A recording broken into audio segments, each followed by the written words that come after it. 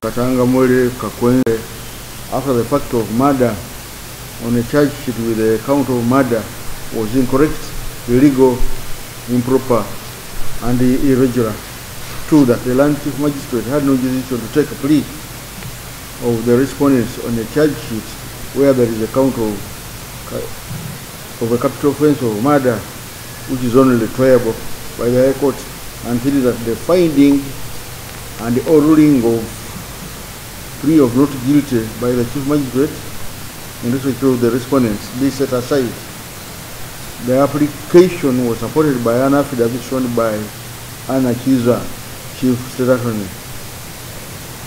and the Section 17(1) and 33 of the Judicature Act and the Rule 2 of the Judicature Criminal Procedure Application. We are jointly charged with, on the same charge sheet with A1, Henry Katanga, who is charged with murder according to Section 188 and 89 and 189 of the Penal Code Act.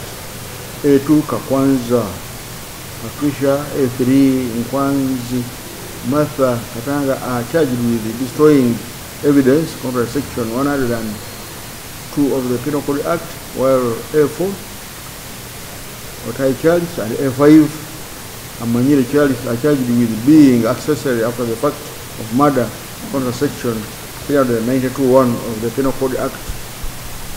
The powers of this court in criminal revision are laid out in Sections 48 and 50 of the Criminal Procedure Code Act. In this particular case, the main issue for consideration of this court is to determine whether the magistrate had jurisdiction to take plea on a charge sheet with a count of murder. It is argued by the applicants that the magistrate didn't have jurisdiction to take pleas of A2, A3, F1, and A5.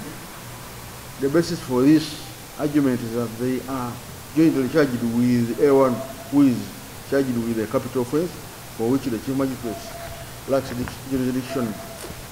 Jurisdiction means and includes any authority conferred by the law upon the court to decide or adjudicate any dispute between the parties or pass judgment or any order. A court cannot entertain a cause which has no jurisdiction to adjudicate upon. Issues of jurisdiction are substantive to the extent that they go to the core of a case, and if a court lacks a jurisdiction, whether pecuniary or territorial, over the subject matter, this judgment and orders, however precisely cited and technically correct, are of no legal consequence, and they may not only be set aside anytime by the court in which they are rendered, but declared void in every court in which they are presented. See the case of Governor Benefancio versus Wachidaru Meraso, that is the Jinja High Court authority. It is not in dispute that the chief magistrate is closed with the jurisdiction to hear and examine the offense of destroying evidence under Section 102 of the Penal Code Act, and that of being accessory after the fact of murder under Section 392 subsection 1 of the Penal Code Act. The charge sheet in the instant case, however, contains a count of murder which is clearly outside the jurisdiction of the Chief Magistrate's Court. The question to determine is whether in those circumstances the Chief Magistrate was closed with the jurisdiction to handle the matter. In the case of Uganda versus Ndiamuhaki Julius and others, that was criminal revision, cause number 1 of 2016 of Kabale Court. The court held the practice in such cases is that the gravest offense in a multiple count charge sheet determines the jurisdiction. The count of murder in this case determined the jurisdiction of which court could handle this case.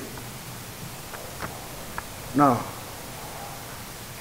that is the ruling of the court in that case, that the count of murder in that case determined the jurisdiction of which court could handle the case.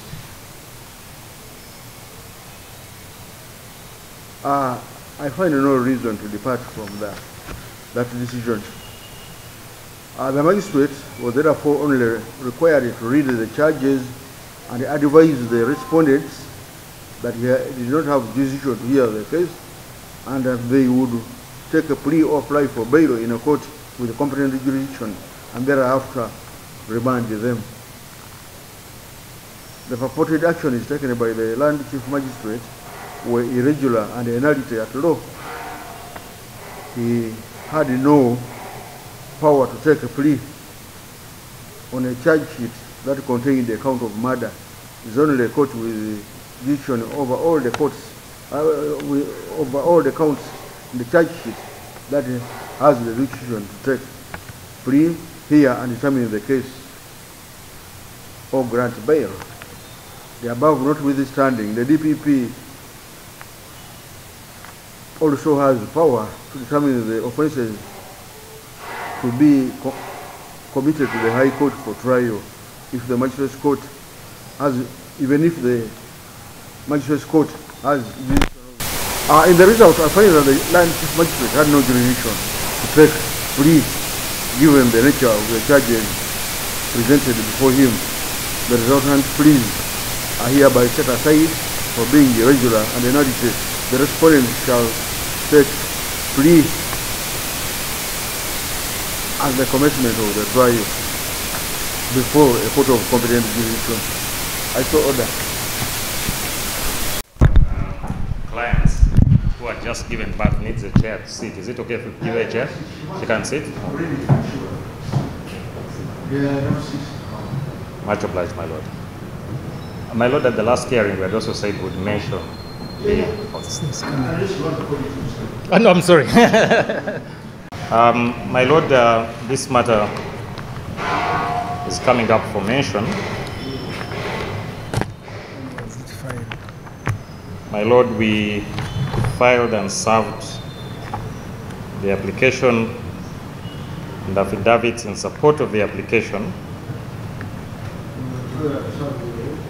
The application and the affidavits in support of the application on the 10th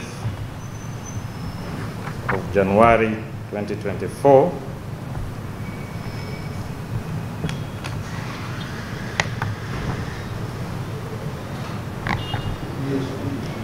My lord, the respondent filed an affidavit in opposition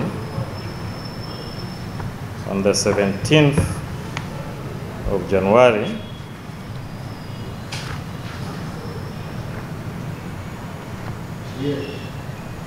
And therefore, my lord, plead on the 17th of January, my lord. My lord, we are ready to proceed.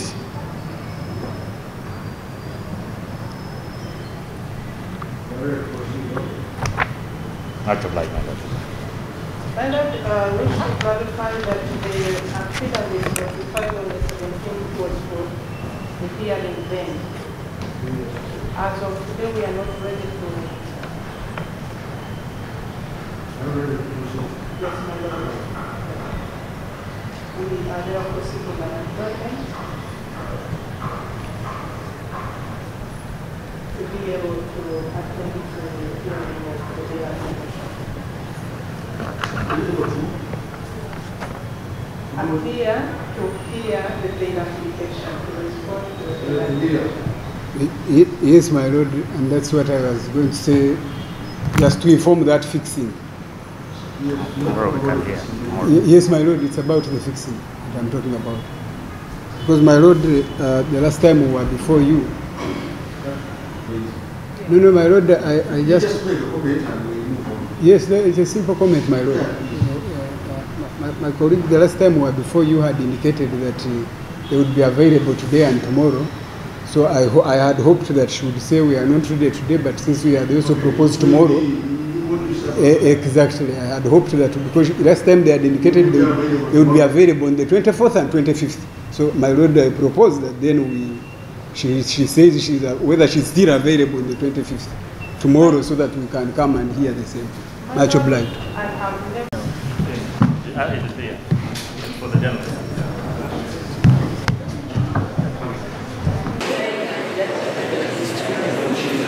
We're discussing with our clients.